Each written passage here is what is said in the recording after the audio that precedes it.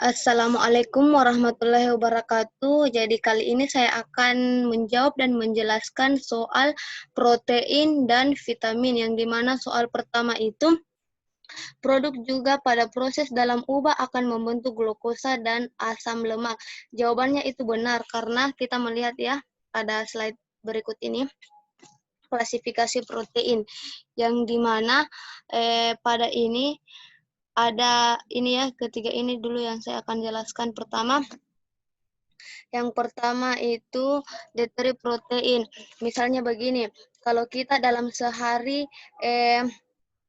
mengonsumsi protein misalnya 100 gram, dan ada juga sistem asam amino non esensial, dan ada juga body protein, yang dimana body protein ini 400 gram yang berasal dari turnover, yang dimana saya akan menjelaskan secara singkat saja, yang dimana akan menghasilkan asam amino, dan ada juga yang tersimpan selama sebanyak 100 gram dari hasil makanan kita, dari body protein ini yang 400 gram, dari sistem asam amino non esensial ini, yang dimana dari 100 gram ini yang tersimpan tadi akan membentuk atau akan menjadi glukosa, glukogen, karbon dioksida, keton, asam lemak, dan steroid, dan akan menghasilkan juga senyawa ini porfirin dan lain-lain.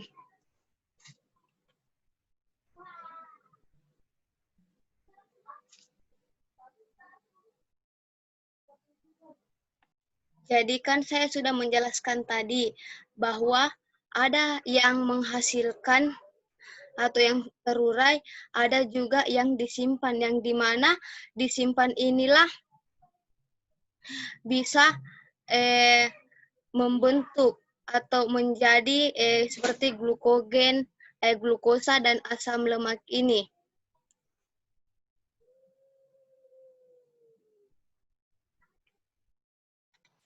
Ya, soal yang kedua itu fungsi protein yang berkaitan dengan karbohidrat, protein, lemak, vitamin, dan mineral adalah jawabannya itu enzim dan protein, yang dimana penjelasannya itu mengapa enzim dan protein. Jawabannya itu maksudnya enzim dan transportasi ya, maaf salah, yang dimana transportasi ini sama halnya dengan lipid, yang lipid itu ditransportasikan pada vitamin, sama halnya dengan transportasi yang ada di protein ini. Ada vitamin, ada mineral, ada oksigen, ada oksigen, yang dimana itu membutuhkan transportasi ini yang berasal dari protein.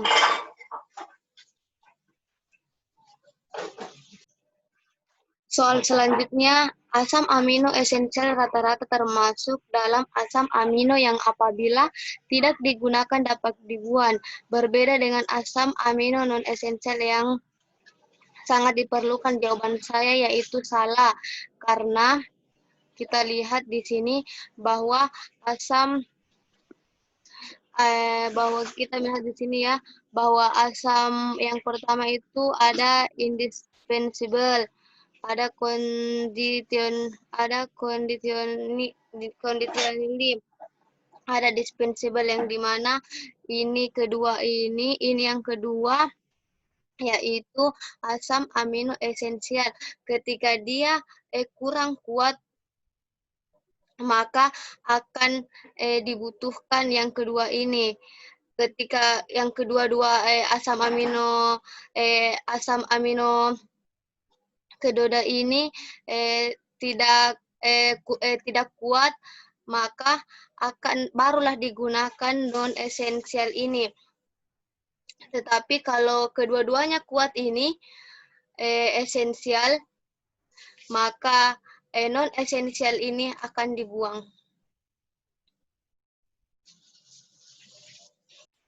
Ya, saya akan melanjutkan soal selanjutnya, yaitu berikut ini adalah kekurangan dan kelebihan pada beberapa vitamin. Vitamin pada nomor 12 dan 13 adalah vitamin, jawaban saya yaitu vitamin B12 dan vitamin E, yang dimana kita lihat ya penjelasannya bahwa vitamin E itu kekurangannya pada dewasa itu akan mengalami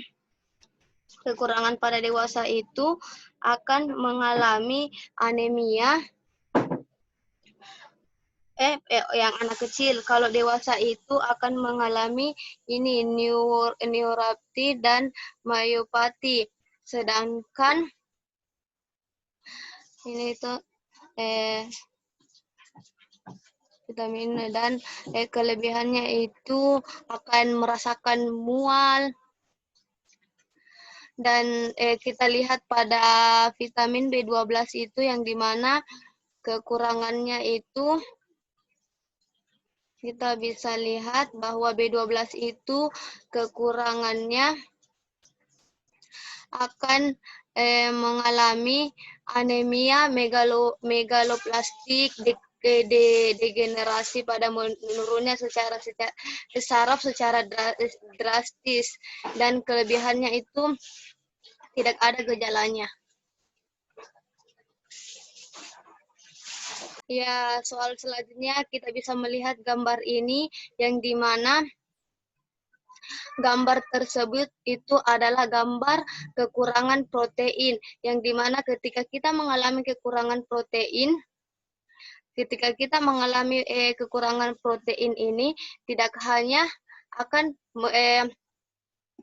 kekurangan vitamin. Jawaban saya itu kekurangan vitamin pada asupan sehari-hari dapat menyebabkan kematian dan kesakitan. Jadi pada dalam tubuh kita ini mengalami kekurangan asupan sehari-hari itu vitamin, maka tidak hanya mengakibatkan kesakitan atau penyakit, maka bisa juga mengakibatkan kematian atau fatal ini.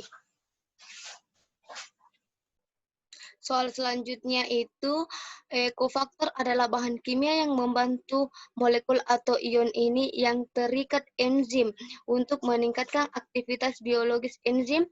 Kofaktor organik, terutama vitamin kofaktor organik, dapat dibagi lagi menjadi dua sebagai koenzim dan gugus prostetik, yang dimana vitamin yang berfungsi sebagai koenzim adalah jawaban saya yaitu vitamin K, C, B3, B2, dan B5. Yang dimana kita bisa melihat bahwa fungsi vitamin ini, vitamin E, C, A, dan vitamin E, C itu fungsinya untuk antibodi. Yang kedua ini, vitamin A dan D fungsinya itu hormon. Yang ketiga ini vitamin K, C, dan terbagi menjadi niacin, riboflavin, pantothenic acid. Yang dimana ini itu tadi jawabannya yaitu asam pantothenate yang ini yang menghasilkan kofaktor, yang dimana fungsinya ini akan menghasilkan kofaktor. Ya, soal selanjutnya itu, protein adalah senyawa yang paling banyak mengandung jawabannya itu nitrogen. Bisa kita lihat bahwa di dalam protein itu senyawa yang paling banyak itu adalah mengandung protein pada asupan dan tubuh. Soal selanjutnya, pada masa kehamilan dan anak-anak, protein sangat dibutuhkan tubuh untuk pertumbuhan dan pemeliharaan jaringan tubuh. yang dimana kita bisa lihat fungsi yang pertama, yaitu diperlukan untuk pertumbuhan, perawatan, dan perbaikan jaringan tubuh. Kita tidak bisa tumbuh kalau kita tidak memiliki protein atau kurang protein pada tubuh kita. Jadi tubuh kita ini mengandung atau membutuhkan protein, yang dimana dan pemeliharaan jaringan tubuh sama seperti perawatan atau perbaikan itu perawatan atau pemeliharaan sama seperti sama seperti barang yang kita jaga atau dipelihara, maka dia akan tidak mudah rusak, sama seperti tubuh kita ini.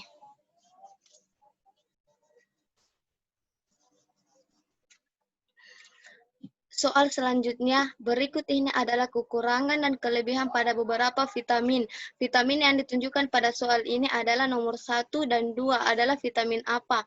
Jawaban saya yaitu B1 dan B12, di mana kita lihat ya di slide ini bahwa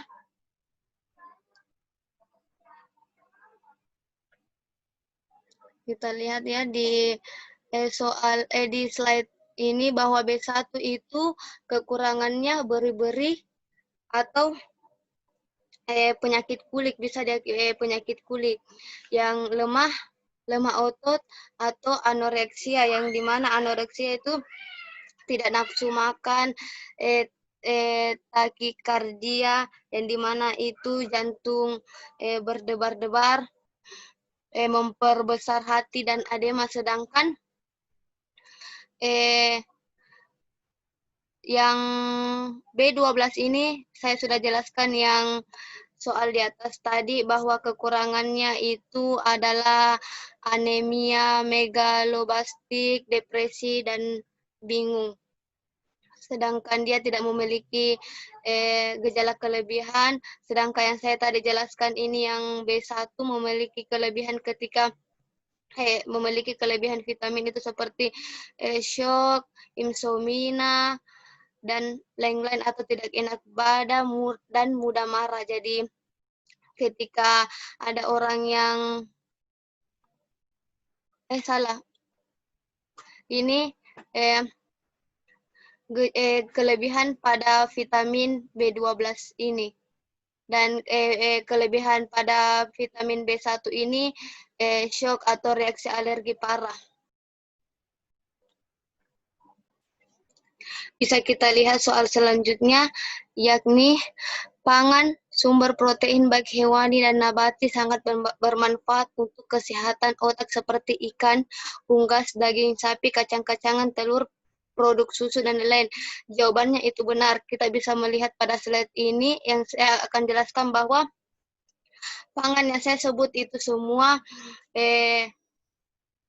yang saya sebut itu ada semua dalam tabel ini, yang dimana pangan itu, yang dimana vitamin itu, vitamin maksudnya protein itu berasal atau mengandung berasal dari, bisa dari susu, bisa dari kacang-kacangan, dan yang paling tinggi di sini proteinnya yaitu meal, skim, dry.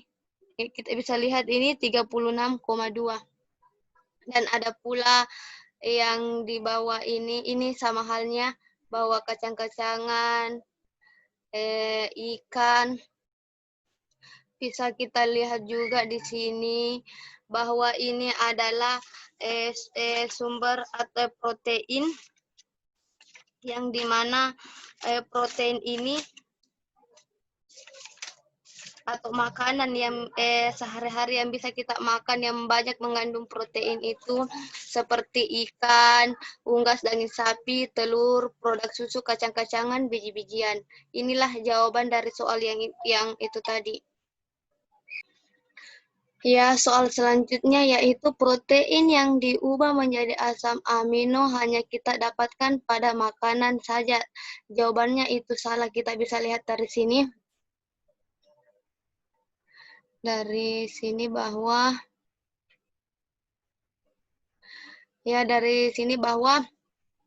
di mana ini 20 amino masuknya itu di mana ada asam amino yang ditemukan di mana masuknya tuh ada 20 asam amino. Ada 20 asam amino yang di mana ada termasuk asam amino esensial, ada asam amino non esensial. Jadi 20 ini terbagi menjadi dua. Yang dimana pada soal itu bahwa makanan itu termaksud dari asam amino esensial. Yang dimana seperti harus memang kita makan untuk mendapatkan protein ini. Dan yang kedua ini adalah asam amino non esensial yang dimana dia itu atau diproduksi memang oleh tubuh atau dibentuk memang. Ya, selanjutnya protein terdiri dari protein kompleks dan sederhana yang dimana misalnya polipeptida itu kompleks, sedangkan yang sederhana itu asam amino. Jawabannya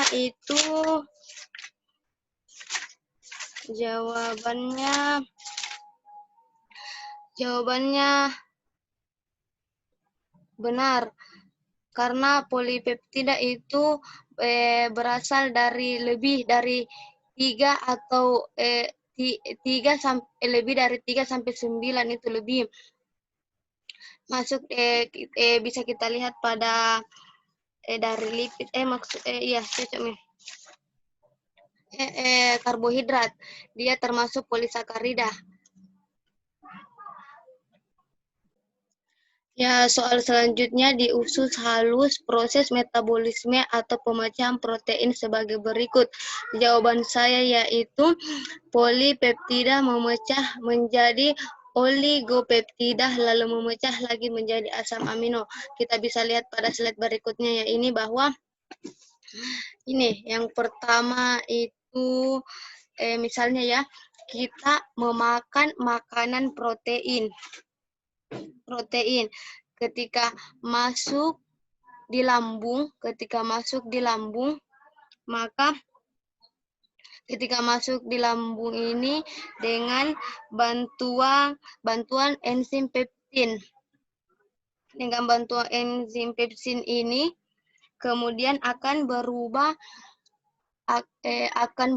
menjadi polipeptida dan asam amino yang dimana polipeptida dan ada juga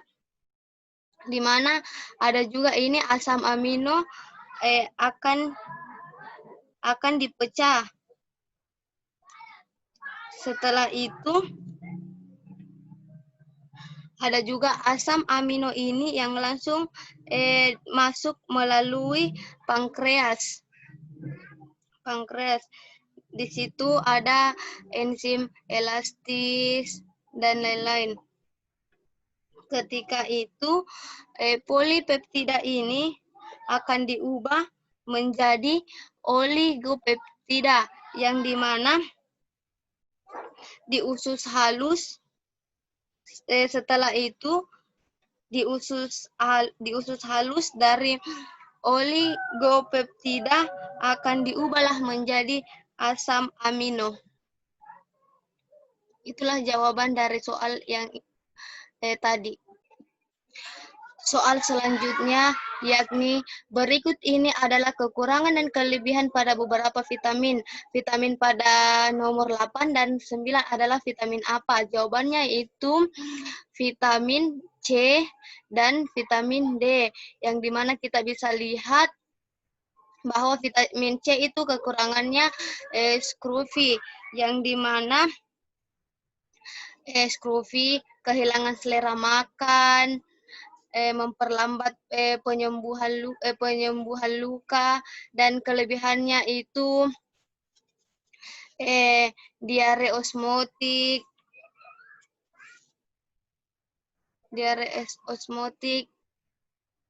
sedangkan bisa kita lihat bahwa vita 8 ini memiliki vitamin D, yang dimana vitamin D itu bisa kita lihat di sini bahwa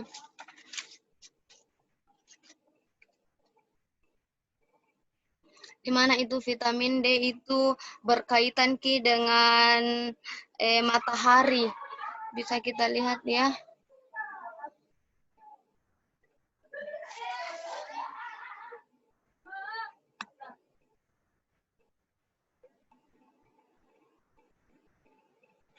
Ya. Vitamin D itu termasuk vitamin larut lemak, dan tadi itu vitamin C termasuk larut air. Ya, kita lihat bahwa di sini vitamin D. Vitamin D itu kekurangannya bisa mengalami penyakit tulang pada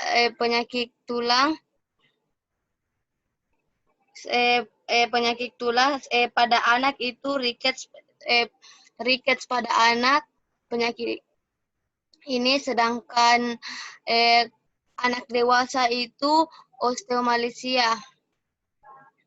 Bisa kita lihat kelebihannya ini juga, bahwa vitamin D itu akan mengalami sakit pada otot, anoroksia, dan hiperglasemia. Ya, soal selanjutnya, antioksida dapat menangkal radikal bebas, mencegah kanker, penyakit jantung koroner, batu ginjal, asam urat, katarak, osteoporosis, dan penyakit lainnya. Berikut ini merupakan fungsi sebagai antioksida adalah, jawaban saya itu C dan E. Saya sudah menjelaskan soal di atas bahwa fungsi vitamin C dan E itu antioksida, yang dimana kalau contoh yang saya ambil itu fungsinya, kalau bisa kita lihat kalau vitamin E itu kan antioksida, yang dimana fungsinya itu dapat menangkal radikal bebas. Dan lain-lain ini adalah fungsi dari antioksida yang berasal dari vitamin C dan E.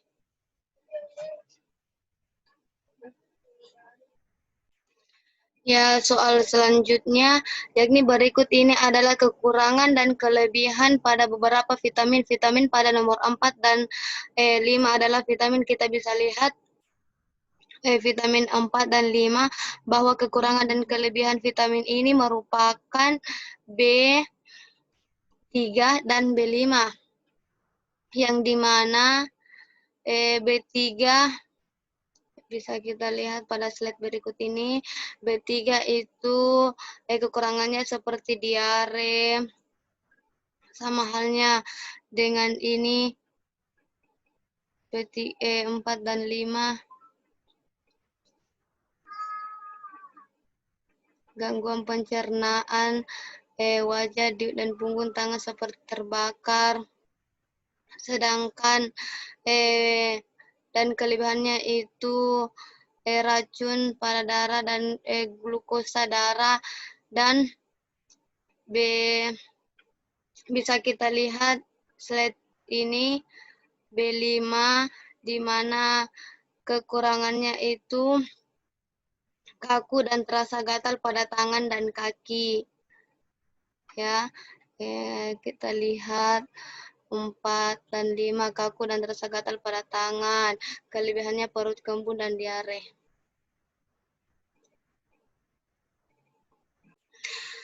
Soal selanjutnya, apabila kelebihan protein maka saya akan mudah sakit dan dapat mengalami gangguan pertumbuhan khususnya bagi anak-anak, anemia, kwashiorkor atau gizi buruk dengan gejala klinis muka bulat. Yang dimana jawaban saya salah karena dimana ciri-ciri ini semua merupakan kekurangan protein, bukan kelebihan protein. Bisa kita lihat ini itu tadi yang disebutkan ini merupakan kekurangan protein. Yang dimana kelebihan protein itu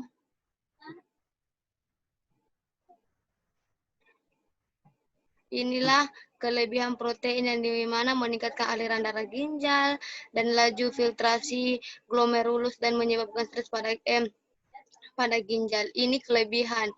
Jadi yang disebut itu tadi bukan kelebihan, itu merupakan kekurangan protein. Soal selanjutnya yakni protein hewani adalah protein yang dibutuhkan untuk pertumbuhan dan perkembangan, termaksud dalam protein dengan komposisi yang lengkap dibandingkan dengan protein nabati. Jawaban saya benar. Kita bisa lihat di sini sumbernya yaitu ada protein hewani dan ada protein nabati, yang dimana protein hewani ini lengkap, sedangkan protein nabati ini kurang lengkap.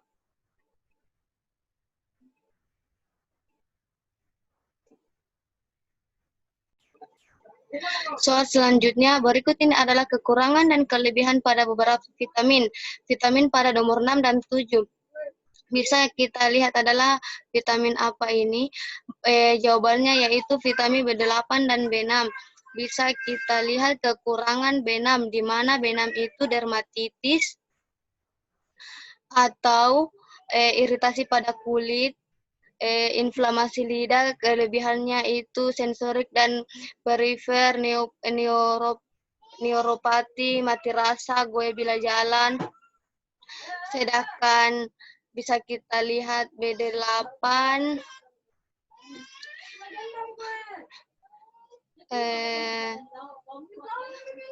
bisa kita lihat B8 ini anunya itu depresi, kering, dermatitis berisik, sama ini 6 sama 7, B8 sama B6 itu sama-sama berkaitan kayaknya dengan kulit dan tidak memiliki kelebihan. Kalau B8 memiliki kelebihan, keracunan biotin jarang terjadi, tapi ini jarang terjadi, ini kelebihannya. Kita lihat depresi, kita lihat anoreksi mual, depresi, kering, dermatitis berisik.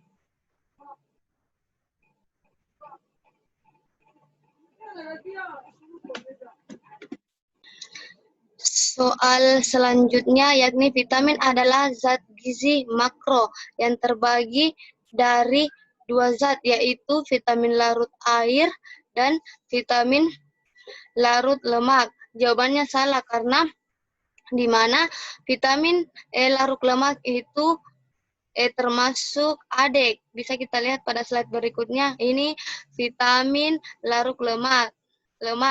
Ada ADEK. A, D, E, dan K, sedangkan vitamin larut air itu C, B kompleks, yang dimana terbagi ada 1, 2, 3, 6, 12, biotin, dan lain-lain. Soal berikutnya, berikut ini adalah kekurangan dan kelebihan pada beberapa vitamin. Vitamin pada nomor 10 dan 11 adalah vitamin, bisa kita lihat pada nomor 10 dan 11, vitamin, jawaban saya itu K dan A, yang dimana A itu buta senja. Kalau vitamin A itu berkaitan pada mata. Bisa kita lihat ya, di mana vitamin A ini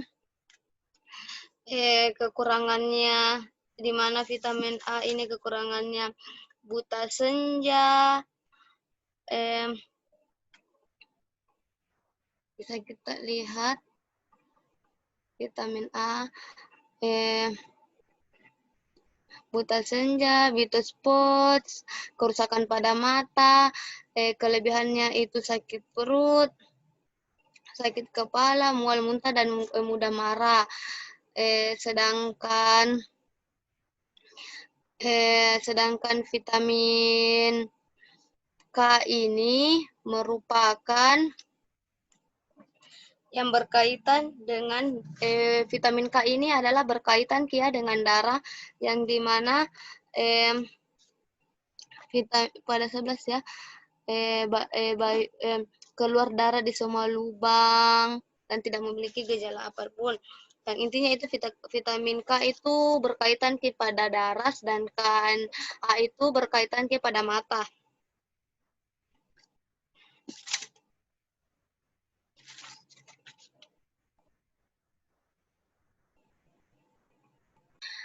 Ya, soal selanjutnya, makanan sumber vitamin hanya terdapat pada sayur dan buah. Jawabannya itu salah, karena sumber makanan itu tidak hanya berasal dari sayur dan buah, bisa juga dari susu. Kita bisa lihat ya, bisa dari susu, bisa dari minyak, dan lain-lain.